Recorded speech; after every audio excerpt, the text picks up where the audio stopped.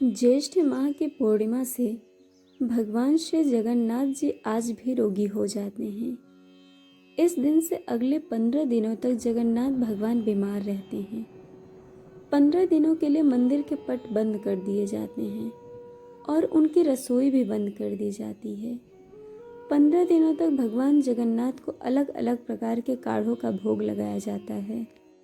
15 दिन बाद जब वो पूरी तरह से ठीक होते हैं तो उस दिन जगन्नाथ रथ यात्रा होती है, जिसके दर्शन हेतु असंख्य भक्त उमड़ते हैं। इस संबंध में कथा इस प्रकार है। उड़ीसा प्रांत में जगन्नाथपुरी में एक भक्त माधव दास जी अकेले रहते थे। संसार में से इनका कोई लेना देना नहीं था। अकेले बैठे बैठे भजन किया करते थे। नित्य प्रति श्री जगन्नाथ प्रभु के दर्शन किया करते थे और उन्हीं को अपना सखा मानते थे। प्रभु के साथ खेलते थे। प्रभु उनके साथ अनेक प्रकार की लीलाएं किया करते थे। प्रभु इनको भड़ियाई यानी चोरी करना भी सिखाते थे। भक्त माधव दास जी अपनी मस्ती में मग्न रहते थे। एक बार माधव दास जी को अतिसार यानी कि उल्टी दस्त का रोग हो गया।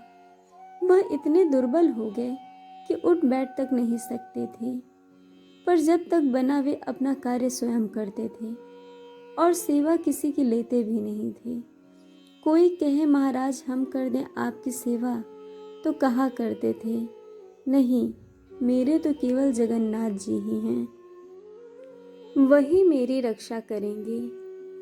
ऐसी दशा के कारण उनका रोग और बढ़ता चला गया। वे उठने बैठने में भी असमर्थ हो गए।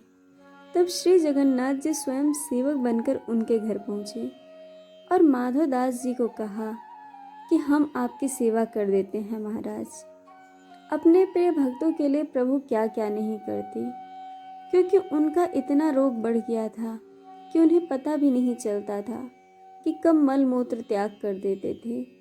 वस्त्र और शरीर खराब हो जाता था। उनके शरीर से दुर्गंध आने लगी थी। उन वस्त्रों को भगवान श्री जगन्नाथ जी अपने हाथों से साफ करते थे। उनके पूरे शरीर को साफ करते थे, उनको स्वच्छ करते। जब माधव दास जी को होश आया तब उन्होंने तत्काल पहचान लिया कि यह तो मेरे प्रभु ही हैं।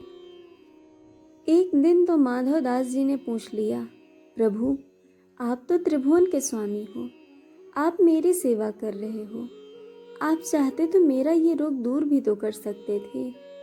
रोग दूर कर देते तो ये सेवा ही नहीं करनी पड़ती। इस पर ठाकुर जी ने कहा, देखो माधव, मुझसे भक्तों का कष्ट नहीं सहा जाता, इसी कारण तुम्हारी सेवा मैंने स्वयं की। जो प्रारब्ध होता है उसे तो भोगना ही पड़ता है।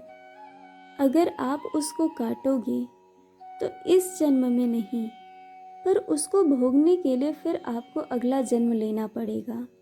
और मैं नहीं चाहता कि मेरे भक्त को फिर से प्रारब्ध के कारण अगला जन्म दुख भोगने के लिए लेना पड़े।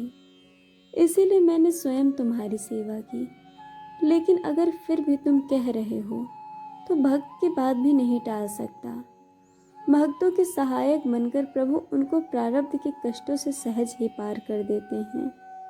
अब तुम्हारे प्रारब्ध की ये 15 दिन का रोग और बचा है, इसीलिए 15 दिन का रोग तू मुझे दे दे। माधव दास जी के 15 दिन का वो रोग जगन्नाथ प्रभु ने ले लिया। इसीलिए आज भी जगन्नाथ भगवान रोगी होते हैं। भक्तों की वत्सलता के चलते आज भी वर्ष में एक बार जगन्नाथ भगवान को स्नान कराया जाता है, जिसे स्नान यात्रा कहते हैं।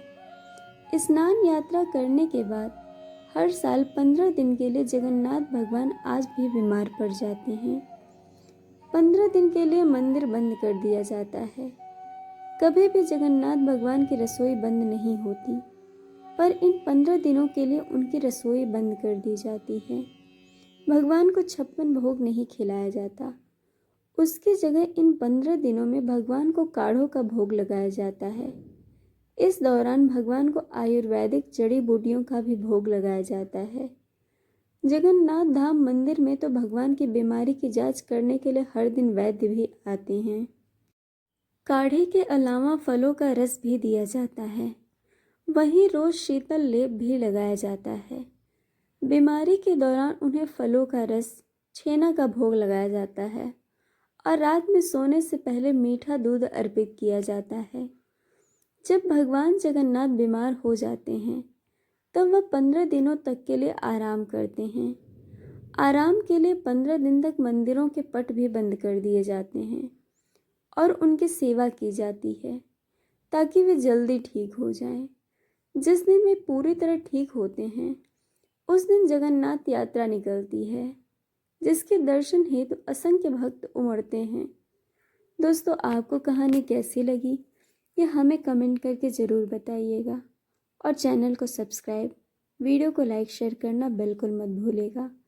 वीडियो देखने के लिए आप सबका बहुत बहुत धन्यवाद। जल्द मिलेंगे एक और नई कहानी के साथ।